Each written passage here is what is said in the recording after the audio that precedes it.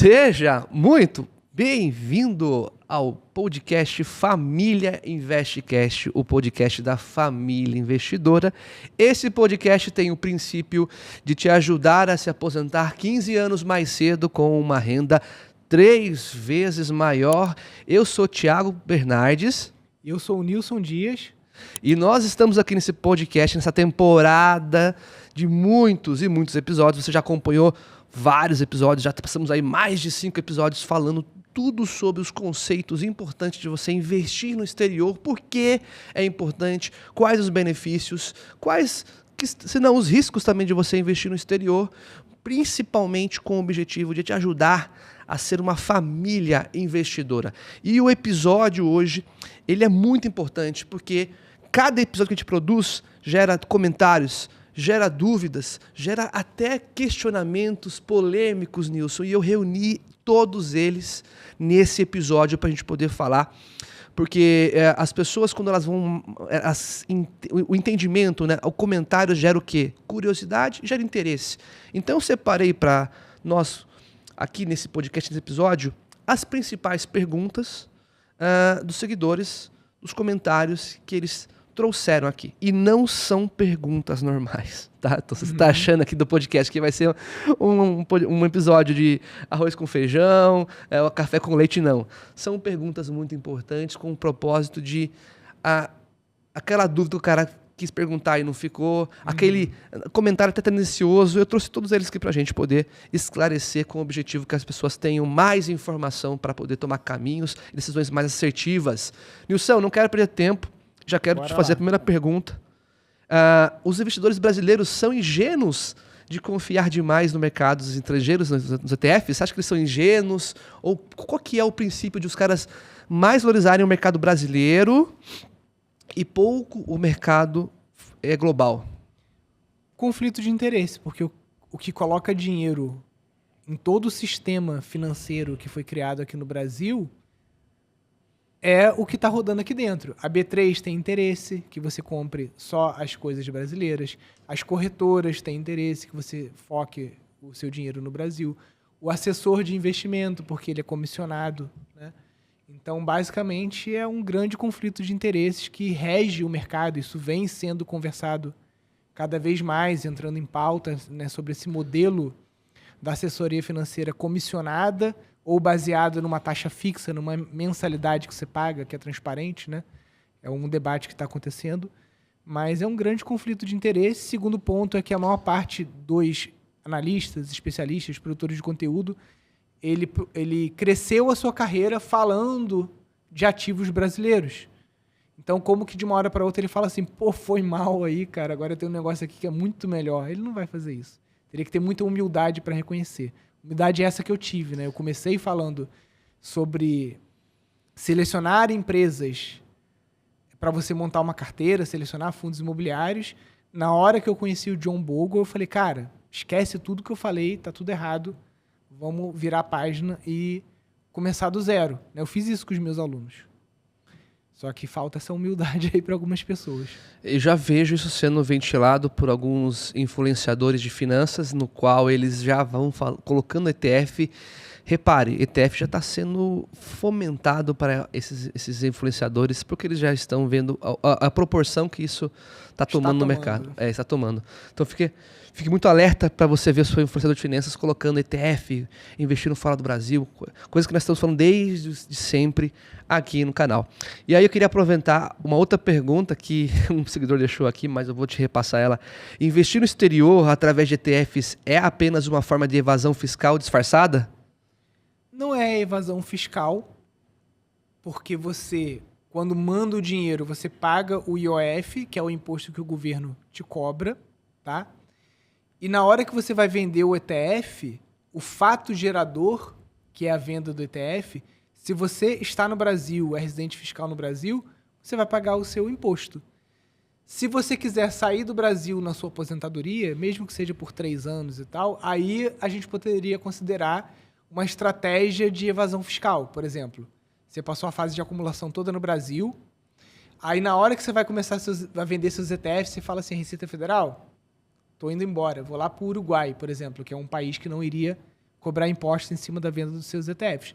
Tu vai para o Uruguai, fica lá 3, 4 anos vendendo seus ETFs, passou 4 anos, tu acabou de vender, tu volta para o Brasil. É uma evasão fiscal? É. É ilícita? Não. É uma brecha que tem na lei. Então, idealmente que vocês não entendam que ETF seja isso, né? É uma proteção, digamos assim, uma proteção do seu dinheiro que você tanto dá valor aqui para você poder blindar ele de... Vamos, sobe e desce do mercado, o que o Brasil tem aí de... Blindar do risco Brasil, né? Por exemplo, hoje, você ser um empresário no Brasil é complicado? É, porque geralmente... legislação trabalhista, tributária, tudo é para fuder o empresário. Uhum. Então, se você sofre uma ação muito grande e tudo mais, e você tem os seus bens congelados, sua conta, imóveis e tudo mais, os ETFs no exterior estão lá, quietinho. Ninguém vai tocar nos seus ETFs. A gente já teve 3 alunos com bloqueio judicial, nenhum deles teve a sua conta lá fora tocada, entendeu? A justiça brasileira não tem acesso, está fora da jurisprudência deles. Então, te blinda de ação trabalhista, tributária, qualquer coisa nesse sentido.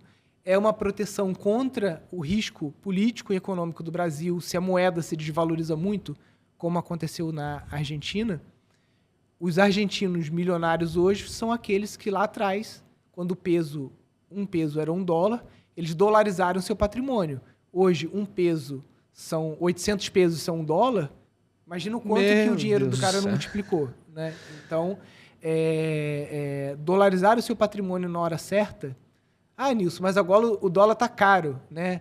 Pô, tinha que ter dolarizado meu patrimônio quando tava 2,80, 3,20, 4,80. Cara, nunca está tarde para comprar dólar. Todo dia é dia de comprar dólar, qualquer hora é hora de comprar dólar. Não caia nessa besteira de dólar tá caro, entendeu? Você tem que comprar dólar todo mês. Eu já comprei dólar 5,80, 2,70, 3,80. Vou comprar dólar a R$6, vou comprar dólar a R$7. Vou seguir comprando dólar durante toda a minha fase de acumulação. Fase de acumulação de punch, fala mais sobre isso. Mas eu queria aproveitar que a bola pingou aqui e fazer para você uma outra pergunta. ETFs internacionais são realmente seguros em tempos de crise política mundial? Aí entende-se, né, guerras que estão acontecendo no mundo, catástrofes, crises sanitárias. O ETF, ele é seguro também com esses fatores? Sim, a gente pode pegar o índice, por exemplo, mundial, né, que a gente vai ter uns 40 anos já de histórico para analisar. Nesses 40 anos, ele tem entregue aí em reais uma faixa de 15% ao ano. Se você pega o índice americano, que a gente já tem um histórico maior de 200 anos, cara, em 200 anos, os Estados Unidos sofreu 1 milhão de guerras. Guerras dentro do próprio território, como guerras civis, guerras que ele foi aliado, guerras que ele criou lá no Iraque, não sei aonde. E mesmo assim, esse índice entregou uma média de 11% ao ano em dólar, né? Se a gente passar isso para reais, isso chega aí a 18%, até 21% mais ou menos, né? Porque o real a gente só tem 30 anos. A gente não consegue pegar um índice de 200 anos dos Estados Unidos e falar o ganho dele em reais, porque nesses 200 anos o Brasil teve 5, 6 moedas diferentes, né? Seria um ganho estratosférico, tá? Se você fosse pegar os 230 anos que o dólar existe, 200 anos de índice americano que a gente tem histórico, e fosse falar qual é o rendimento desse índice em reais, seria coisa de mais de 1000% ao ano, seguramente, tá? De tão desvalorizada que é a nossa moeda. Mas vamos pegar os últimos 30 anos, com guerra, Primeira Guerra, pegar um período de 100 anos, vamos lá. Primeira Guerra, Segunda Guerra, crise do petróleo da década de 70, bolha.com, tudo que aconteceu no mercado americano, que tem um histórico maior, sim, foi rentável, sim, te deu 11% ao ano em dólar, sim, nos últimos 30 anos te deu uma faixa aí de pelo menos 18% a 21% ao ano em reais de ganhos nominais, né?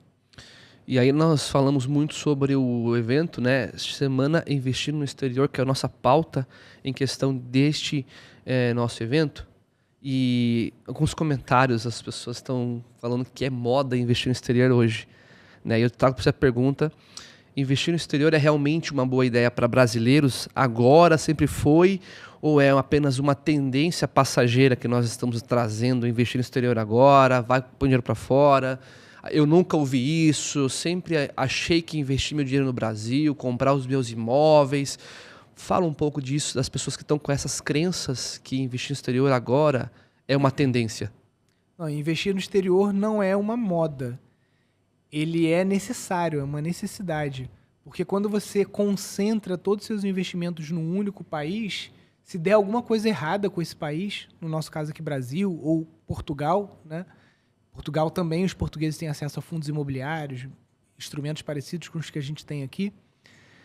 Você está se colocando numa posição de risco da ruína, né? Tem até uma historinha lá que o pessoal conta, né? O João era um trabalhador ali estatal, o cara tinha um salário bom, ele conseguia 50% do salário dele, ele comprava boas ações, pagadores de dividendo, colocava em título de renda fixa e tal. Aí no momento que ele foi se aposentar, ele se ferrou porque o país dele era Venezuela. O nome dele não era João, era Juan.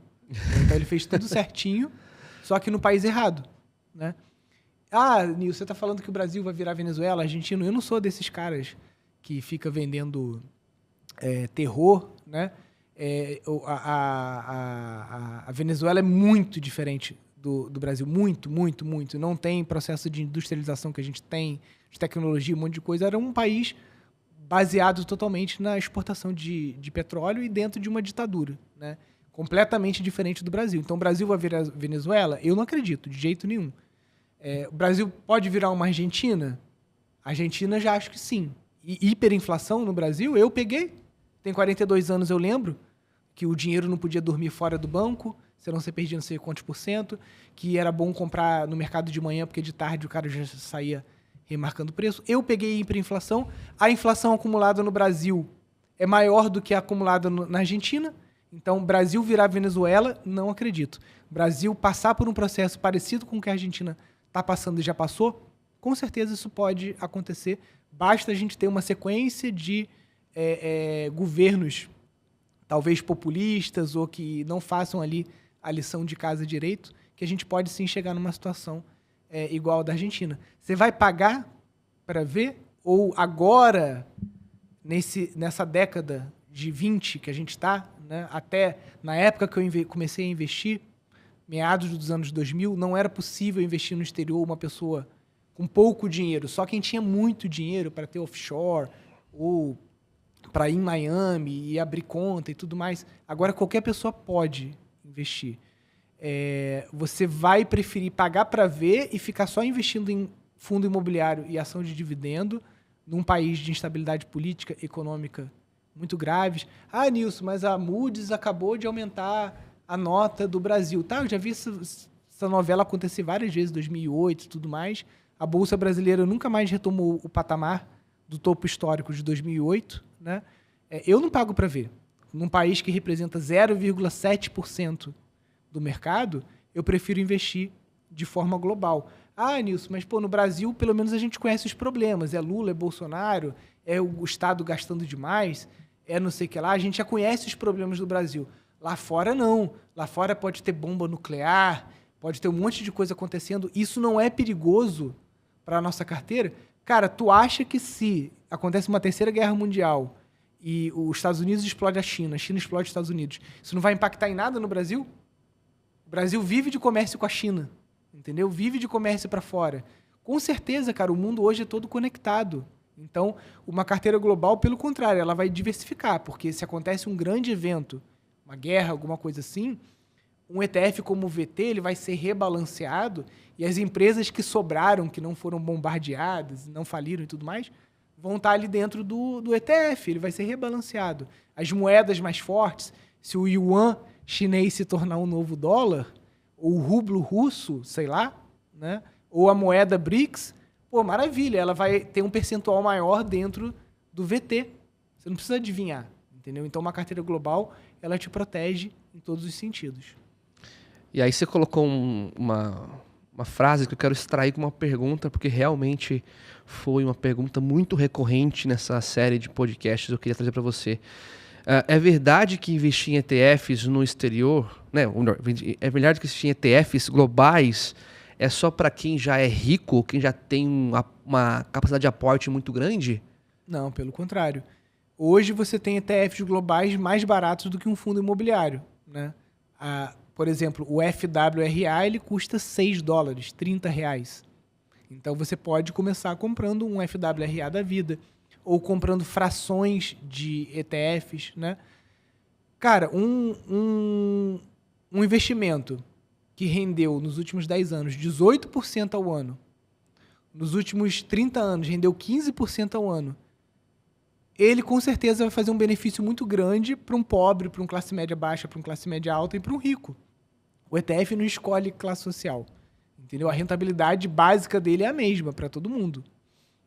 E tem um comentário aí que foi colocado, e eu vou traduzir para você em pergunta, né? O meu consultor financeiro nunca me falou de investimentos no exterior, né? E eu quero te fazer isso como uma pergunta. O que os consultores financeiros, vamos colocar assessores de investimento, o seu gerente bancário não te conta sobre investimentos no exterior? Primeiro porque ele não conhece, segundo que ele não é comissionado por isso, né? O máximo que um assessor seu vai ser comissionado é te empurrando um fundo multimercado ou um COI, que é um produto extremamente ruim, né? Que vai ter um determinado percentual de exposição global. Então, ele não conhece, poucos são os que conhecem, e os que conhecem não vão se interessar porque eles não ganham dinheiro com isso. Mas o cara estudou sobre isso, como que ele não conhece?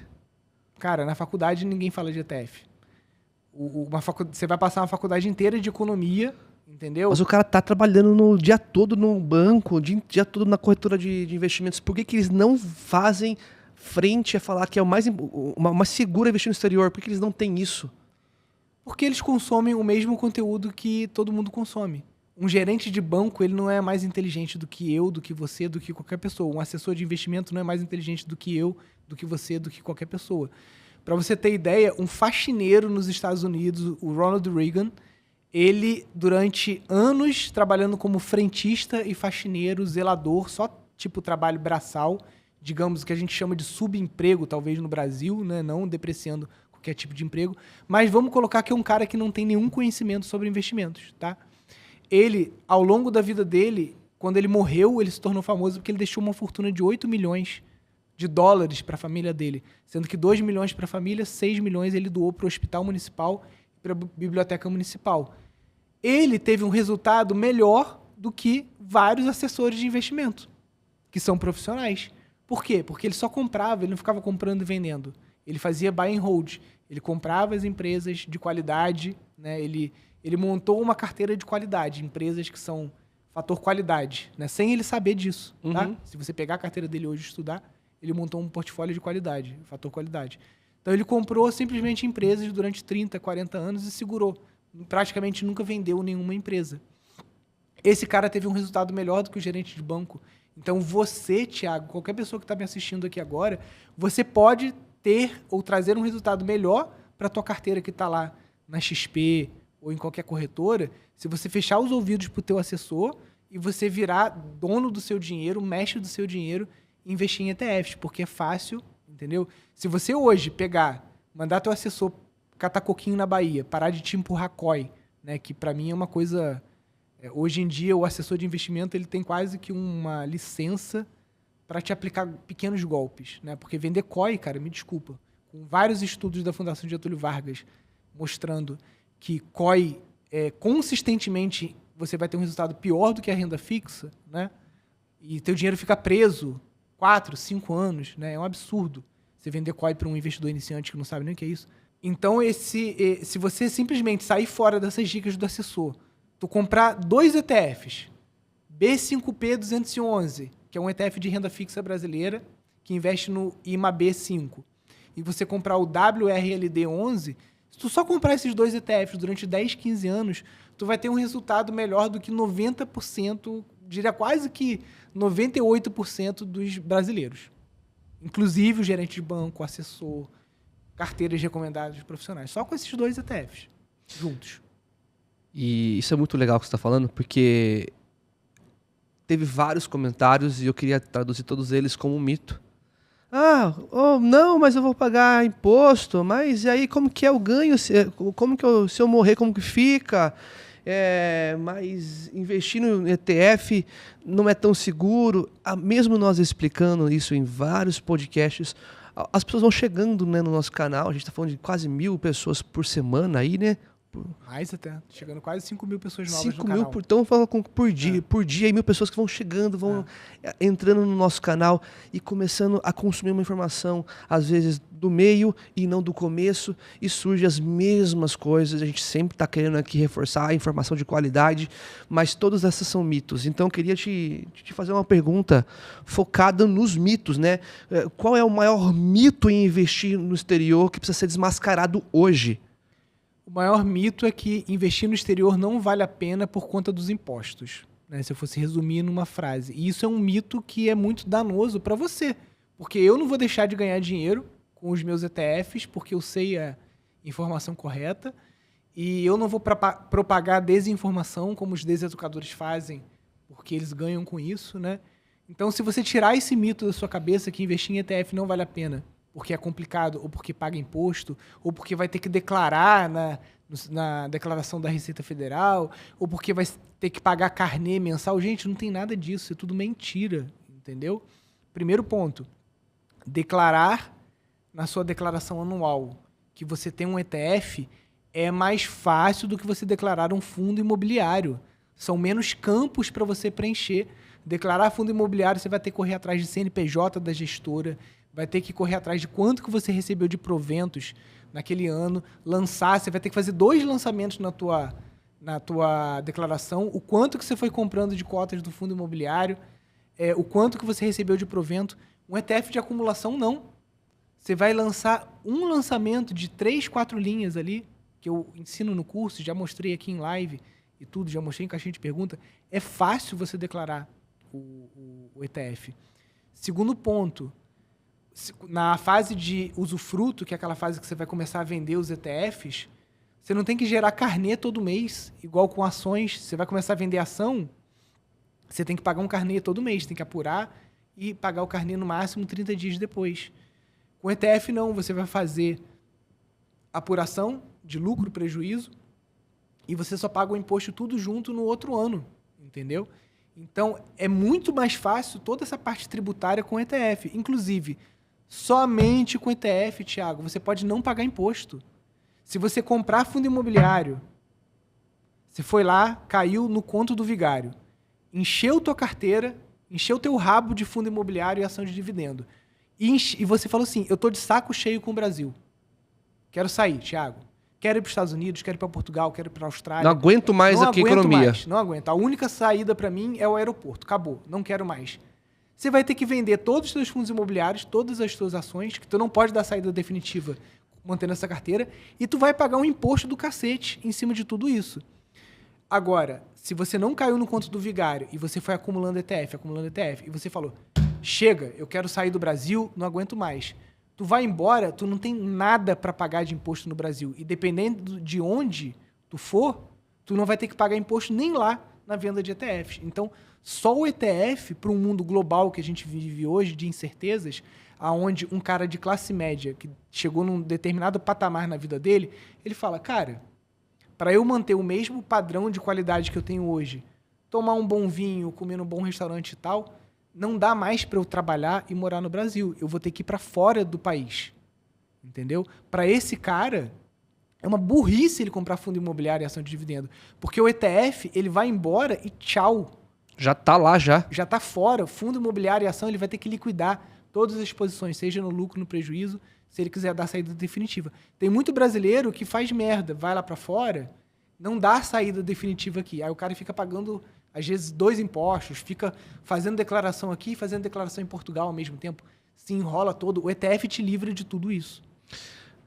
E aí, agora essa pergunta não tá lá, mas eu queria prolongar essa sua resposta, né? Os benefícios fiscais, vamos colocar assim, né, de investir em ETF no exterior compensam os riscos?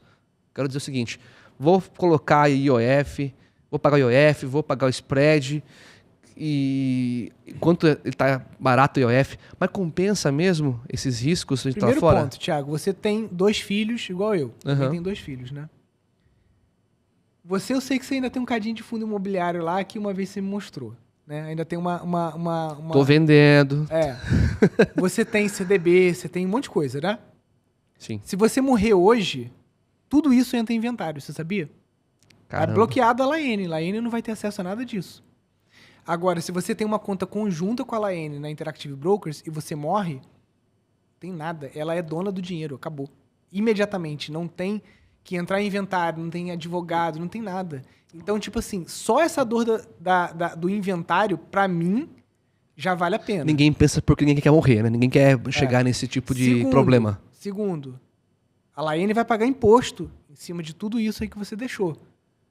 Os ETFs irlandeses, 0% de imposto, que a Irlanda é um paraíso fiscal. Peraí, vamos lá. Como pagar 0 ou quase 0 de imposto em investimentos? As pessoas que têm medo de pagar imposto... Viva, tá? Sem precisar morrer. As pessoas que têm medo de pagar imposto estão enchendo o rabo de ativo que só vai fazer elas pagarem imposto. Fundo imobiliário, ações de dividendos e renda fixa. A pessoa que não quer pagar imposto e que é inteligente, ela compra ETF irlandês. E aí ela pode realmente chegar em 0 imposto. Conta aí como faz isso. Basicamente, a Irlanda ela é um paraíso fiscal. Tá? Paraíso fiscal é uma coisa errada, Nilson. É pecado, não sei o quê. Não, gente, é um instrumento que existe. São países que vão te dar vantagens fiscais para atrair investimentos e dinheiro para aquele local. A Irlanda faz isso. Então, quando você compra um ETF irlandês, você vai ter 0% de imposto sobre herança, tá? 15% de imposto sobre dividendos. Imposto de dividendo não tem como você escapar. Você vai ter no Brasil, Estados Unidos, Irlanda, qualquer lugar. Só que o imposto de venda com ganho de capital, que aqui no Brasil você não tem como escapar, e vai ser de 15% até 20%, lá fora você tem como escapar. Entendeu? Se você, no momento da sua aposentadoria, você decide sair do Brasil, basta você ir para um país que não vai taxar ganho de capital de investimentos no exterior. Uruguai, Paraguai, Panamá, Emirados Árabes, tem vários países, Tailândia, vários países que você vai conseguir. Nisso, mas pô, me mudar para Tailândia? Cara, qual o problema? Eu tenho um aluno na mentoria, que ele é piloto de helicóptero, já está aí com quase seus 60 anos. Ele falou, Nilson, eu vou me aposentar na Tailândia, porque lá com 3 mil reais eu vivo bem pra caralho, entendeu? 5 mil reais eu sou o Bill Gates lá, entendeu? E vou passar uns anos lá, ficar lá até os 70 anos, sei lá, tal, depois eu volto. Esse período que você está fazendo as vendas de ETF, se você estiver fora do país, você não vai pagar imposto. Depois, se você quiser voltar para cá, beleza, tu volta.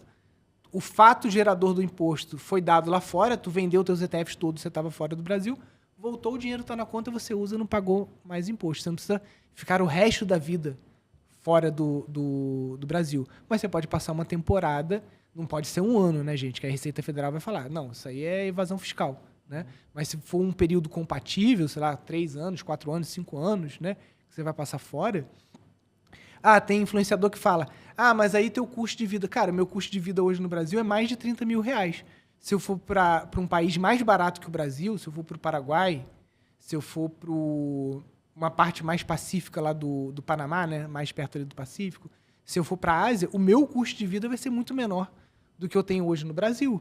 Então, essa parada que o Nilson fala de que durante a fase de usufruto, você sair do país e vender os ETFs, isso é uma mentira, na verdade, porque não está contando o custo de vida, né? No Brasil você tem imóvel próprio. Sim, meu imóvel eu alugo. Só a minha casa em Florianópolis, se eu botar ela para alugar, eu vivo na Tailândia. Bem pra caralho. Entendeu? Então, não é isso. São escolhas conscientes que você faz. Né? Você vai sair do país por um tempo, vai curtir a vida, uma cultura diferente, culinária diferente, de acordo com o que você gosta, né? E nesse momento o fato gerador se dá, que é a venda dos ETFs, você não paga imposto. Depois de 4, 5 anos você volta para o Brasil, você economizou, por exemplo, hoje meu custo de vida é em torno de 30 mil reais. Se meu custo de vida na Tailândia é 15 mil, cara, são 15 mil reais por mês que eu estou economizando. Entendeu? Que eu posso estar, inclusive, na fase de usufruto, gastando menos, ou vendendo os ETFs e aplicando em renda fixa, fazendo outras coisas.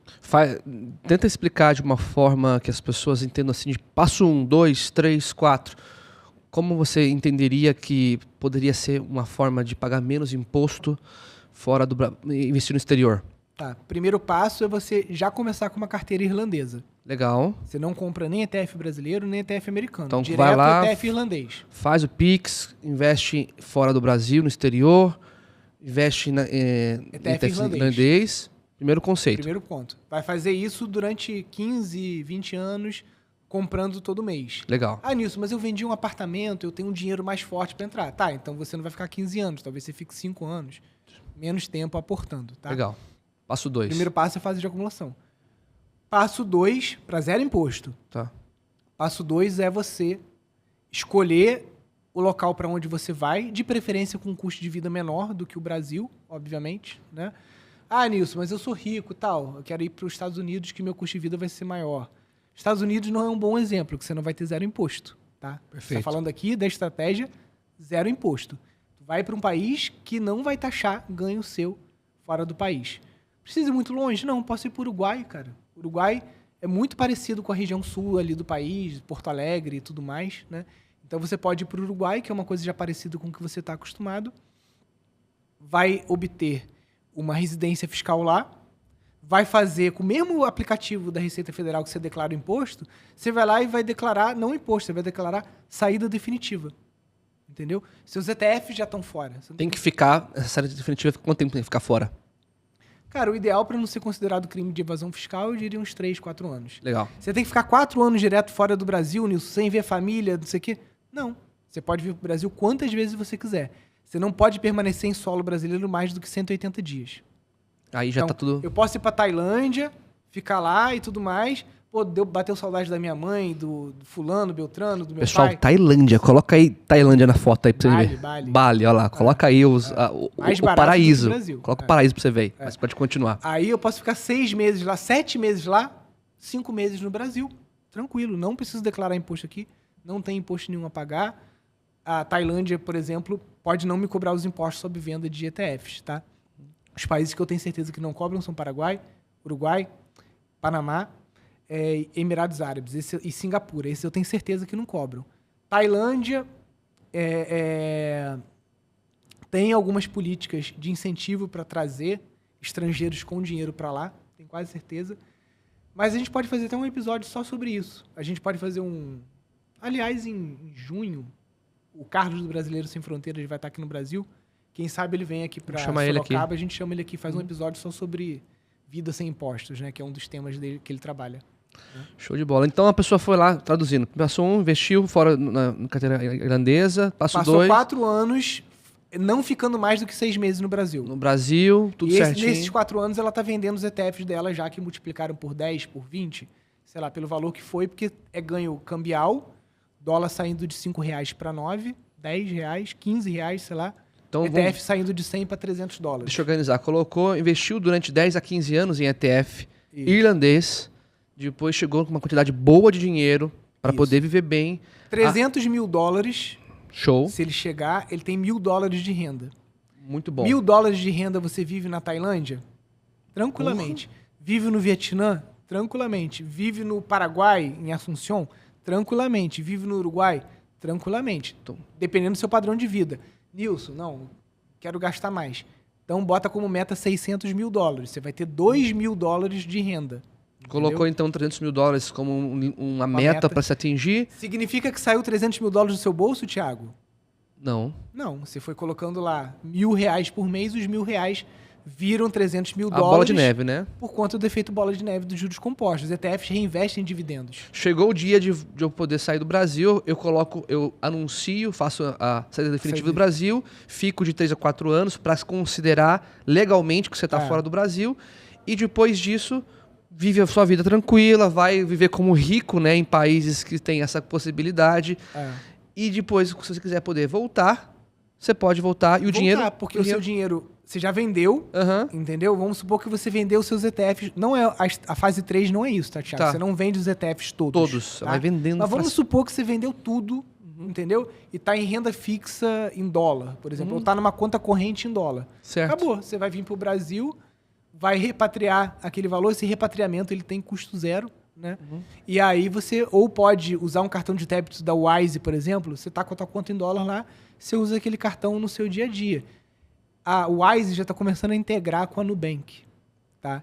Então, eu não dou 2 ou 3 anos para você ter a possibilidade de vender os seus ETFs na Interactive Brokers, transportar isso para uma conta tipo Wise, que tenha Pix, pagamento de boleto, tudo que você precisa. Entendeu? Não dou 2 ou 3 anos para isso acontecer. Tá? Com ETFs americanos já tem. Se você tiver uma conta no C6 ou no Banco Inter, você vende o seu ETF, já está tudo no mesmo aplicativo, você faz Pix, paga conta, paga boleto, tudo no mesmo aplicativo. Com ETF irlandês não temos isso ainda, mas é uma mera questão de tempo. Olha, essa eu exprimi o homem. Exprimi o homem de todos os jeitos para você poder extrair essa informação. Quem pegou, pegou. Quem não pegou, volta e pega. E, Wilson, eu queria falar muito sobre como os pequenos investidores, pessoas que têm capacidade de aportes não tão agressivos, né? Como pequenos investidores podem começar a investir no exterior sem cair em armadilhas. E armadilhas é o que mais tem no Brasil, né? Sim. De todo jeito. O cara tá te ligando, te aplicando golpe, o cara tá te enfiando no jogo do tigrinho, o cara tá fazendo diversos... repare COI, aí os golpes legais, digamos assim, né? Me fala como que os pequenos investidores conseguem se desviar dessas armadilhas focando em investir no exterior. O tal do golpe do Bitcoin também, que aí os caras querem te empurrar. Pirâmide. Fala um pouco sobre isso para as pessoas poderem se precaver. Se você tem pouco dinheiro e quer investir globalmente, o ideal é você fazer aportes talvez trimestrais, tá? Você junta o seu dinheiro de 1 mês, 2 meses, chegou lá no 3º mês, aquele dinheiro que você juntou, você transfere para a corretora e você compra 1 ou 2 ETFs no máximo. Estou falando aqui de pessoas que têm uma capacidade de aporte menor do que R$500 por mês. Então, por exemplo, se você consegue aportar R$200 por mês, você vai fazer 200, 200, 200, chegou lá em 600. Só quando tu chegou nos R$600 que você vai, de fato, trocar o dólar e comprar o ETF. Porque senão você vai diluir muito o teu dinheiro em taxas, entendeu? Comprando todo mês. Nisso, mas tem corretagem zero, né? Se você for para uma corretora que tem corretagem zero, tipo um Banco Inter da vida, tudo bem. Para você criar o hábito de fazer todo mês, você vai lá, R$200 por mês, faz o Pix para a corretora, troca o dólar, entendeu? Compra o seu ETF fracionado, tá? Agora, se você está querendo ir para um ETF irlandês, que o único lugar que você pode comprar hoje, fácil, é na Interactive Brokers, você vai pagar $1 de taxa. $1,40, $1,70. Então, para você comprar muito pouquinho, não vale a pena. É melhor você juntar o teu dinheiro e fazer 4 aportes no ano, ou 3 aportes no ano, entendeu? Juntar um dinheiro maior. Eu vou fazer em maio, vou fazer, sei lá, em setembro e vou fazer em dezembro, por exemplo, né? Mas você tem que ter a disciplina de ir juntando um dinheirinho num Tesouro Selic, alguma coisa assim, né? Para você fazer só 3 ou 4 aportes no ano. Para quem tem pouco dinheiro, tá? Eu vou fazer uma pergunta que uma pessoa fez para você e eu vou reproduzir ela na íntegra e fique à vontade para responder para essa pessoa principalmente. Por que ele fica tão puto com as pessoas que investem em fundo imobiliário? Cara, eu fico mais puto com quem ensina isso e fala que isso é o ideal para a fase de acumulação. Eu fico puto porque foi criada uma série de mentiras. Thiago, não é nem tipo assim, meia verdade, não. Mentira, mentira, mentira, mentira. Por exemplo, as cotas dos fundos imobiliários, elas são reajustadas de acordo com a inflação. Significa que em 10 anos, se uma inflação foi de 75%, um fundo imobiliário que a cota dele era 100 em 2014, hoje tem que estar 175. Mentira, isso não aconteceu com nenhum fundo que a gente analisou. Analisamos fundos bons, HGLG11, HGRU11, MOL11, só fundo imobiliário que eu fiz questão de comprar um relatório de uma casa de research top 3 na Ambima, fui lá, comprei o relatório, não, quero fundo imobiliário bom, que alguém foi lá, estudou, analisou direitinho, todos eles a cota perdeu para o IPCA. Mas, Nilson, a ideia do fundo imobiliário não é você comprar cota para ela se valorizar a inflação. O provento, sim, esse se valoriza pelo menos de acordo com a inflação e você vai reinvestindo e aí você faz uma bola de neve. Tá, essa bola de neve do HGLG11, por exemplo, rendeu 400%. O ETF rendeu 800%. Então você está pegando, concentrando o seu dinheiro todo num único setor, que é o setor imobiliário, num único país, que é o Brasil, para você obter 400% de rentabilidade com o reinvestimento dos dividendos, né, o proventos, que é o termo correto para fundo imobiliário, em 10 anos. Ou eu pego as 500 maiores empresas dos Estados Unidos, que dentre elas estão maiores empresas do mundo, diversifico o meu dinheiro em tecnologia, em petróleo, em um monte de setor diferente, inclusive imobiliário, se você gosta tanto de imóvel, para ter 800% de ganho. O que é menos arriscado? Você diversificar em vários setores. Se eu pego ali o IVV, IVVB11, que eu fiz essa comparação, né? O IVVB11 está fazendo 10 anos. Se você tivesse investido em IVVB11 durante 10 anos contra 10 anos de HGLG11, qual seria a diferença? A diferença é enorme de você concentrar num único setor, que é galpão logístico, num único país, que é o Brasil, numa única moeda, que é o real, contra 500 empresas que têm filiais no mundo inteiro. São empresas multinacionais em dólar, que é uma moeda mais forte do que o real. A diferença foi o dobro do patrimônio. Então, se com HGLG11 tu chegou em 400 mil, com ETF tu chegou em 800 mil reais. Faz diferença? Faz. Porque outra mentira dos fundos imobiliários. 1 milhão de fundos imobiliários vai me dar 10 mil reais de renda. Vá dessa mentira. Não existe esse negócio de 1% ao mês. Entendeu? 1 milhão de reais, 10 mil.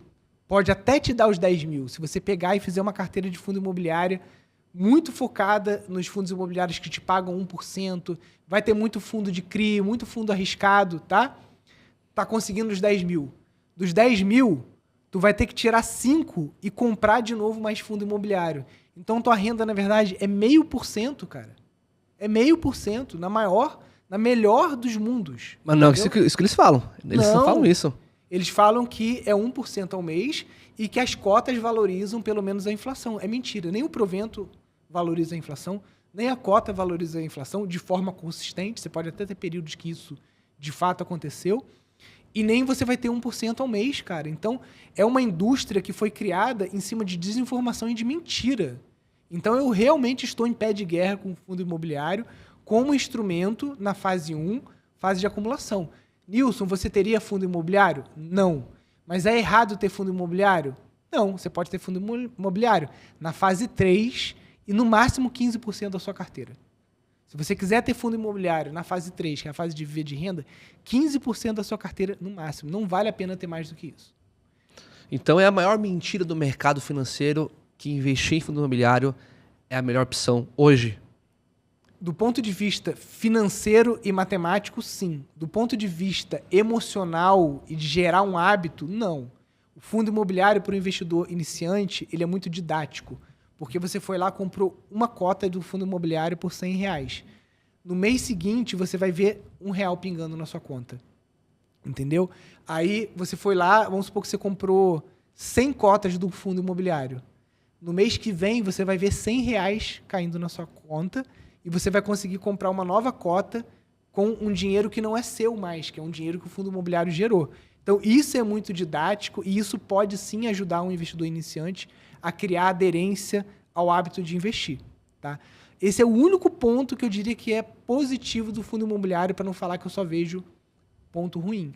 Agora, isso acaba reforçando um viés, uma crença de que você tem que ter pinga aí na fase 1. Isso é uma mentira. Do ponto de vista matemático, é muito melhor você comprar ETF de acumulação na fase 1, em que o dividendo não vai cair na sua conta, ele vai ser reinvestido dentro do próprio ETF. Então, você tem que escolher o que é conforto para o seu ego, conforto de dopamina, conforto para você se sentir bem, ou o que é melhor para o seu bolso. E aí, nessa escolha, o ETF é uma coça de lavada no fundo imobiliário. Na sua opinião, qual é o caminho mais validado para a pessoa atingir a liberdade financeira? Investir de forma consistente, sem olhar cotação de dólar, sem olhar cotação de ETF, que seja, investir todos os meses, sem tentar fazer timing de mercado, comprando uma carteira ampla de ETFs. 4, 5 ETFs já bastam para você ter essa carteira ampla, tá? Porque até o cara que descobre, Nilson, ETF é legal, tô convencido, vou investir em ETF. Ele cai em vieses cognitivos. Nilson, esse mês eu não comprei o ETF porque o dólar tá caro, vou esperar ele voltar para 4,80. Nilson, esse mês eu não comprei o ETF porque a bolsa americana bateu o topo histórico. Então o ETF VT tá muito caro. Aí ele acabou com a estratégia dele. tem que comprar todo mês, Thiago, reloginho. Não dá. Comprar todo mês durante quanto tempo, em média, pra gente poder ter uma noção O de cara tempo? que tá começando do zero, de 10 a 15 anos. Eu não vou vender ilusão aqui pra ninguém, tá? Esse é um tempo mínimo para você investir em renda variável.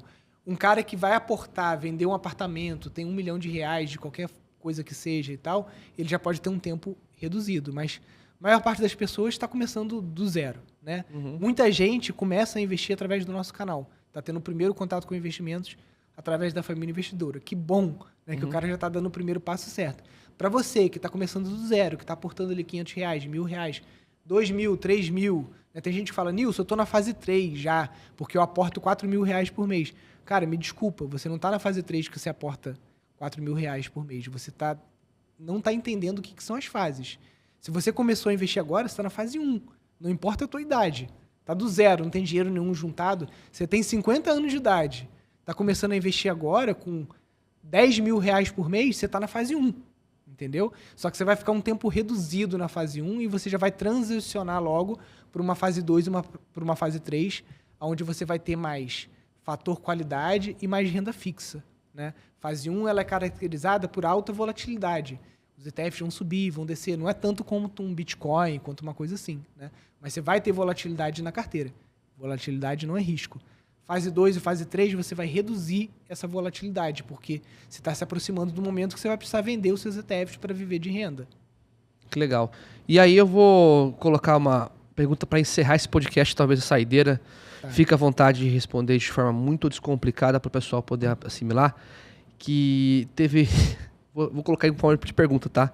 Investir em ETF é uma maneira inteligente de evitar a corrupção e a manipulação de mercado?